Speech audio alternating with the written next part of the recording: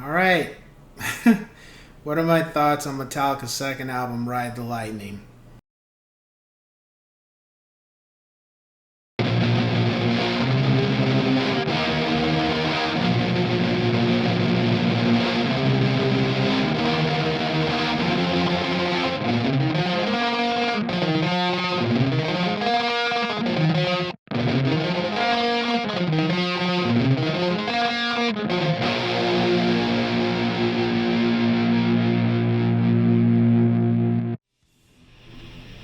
What's going on, ladies and gents? It's Iron coming back to you with another album review, and this time we're on to Metallica's second album.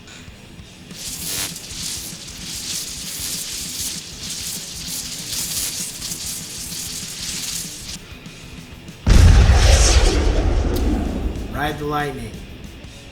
So as I said in my last review for Kill 'Em All, I had bought Kill 'Em All, Ride the Lightning, Master Puppets, and Justice for All together. So when I got around to listening to Ride the Lightning, I was completely thrown aback at this point for the album, because when you look at how the first album came out and you look at how the second album, like how it starts with Fight Fire with Fire, it's just the first album didn't start out that way. The second album starts out with this kind of melody type of playing, and you're like, huh? And then all of a sudden it just kicks into gear, just goes into overdrive, and it never lets up. And when it does let up, it's very brief with Fade to Black, and that's just like kind of little bit pieces here and there. But the point is, Ride the Lightning was just a tremendous step up from what they did with Kill 'Em All. Lyrically, James even, I would say, got a little darker than what was in Kill 'Em All, because quite frankly, most Metallica songs tend to be dark anyway. But the musicianship had completely changed to where they were incorporating a lot more melody into the guitar tracks, which was interesting, because you hear that in Fight Fire with Fire, you hear it with Ride the Lightning, you hear it with Creeping. I don't know, maybe not Creeping Death, but definitely Fade to Black, and I would say Fight Fire, Ride the Lightning, and Fade to Black. I'd say those.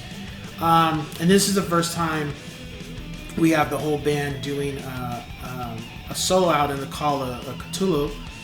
So that was interesting as far as an instrumental track, and it was cool. Not my favorite from the instrumentals they have done, but it was good. I really enjoyed it. I don't dislike any of the instrumentals. I would just rank them, and the Call of Cthulhu I'd probably put at the bottom of the 4. But nonetheless, that's not saying it's not good. It's just I like the ones that came later better. There wasn't anything I didn't like about the album.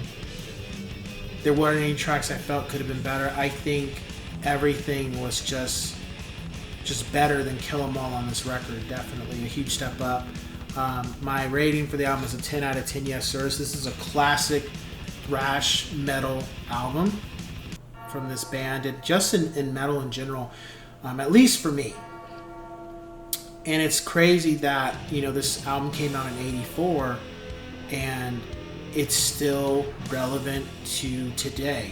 It's something that a lot of people will mention from this band. A lot of people will discuss this album as well as what comes later. I think when this album came, I was just a baby when the album came out. I don't even think I was a year old yet, or maybe a year. But I think when the members made this album, they were kind of like, of course they want to be better than the first, but it was one of those things where they really stepped it up a notch and knew what they wanted to do, and kind of had a direction of how they were going to take it. So that was cool to hear. The top 5 tracks for the album: Ride the Lightning, Creeping Death, For Whom the Bell Tolls, Fight Fire with Fire, and Fade to Black.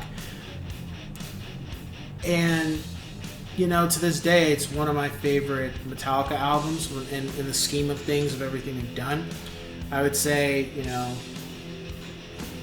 same thing with the first album. If you're interested in Metallica, another album that you need to check out and thoroughly listen to, and you'll enjoy it for what it is. Yeah. So with that being said, let's cue the music and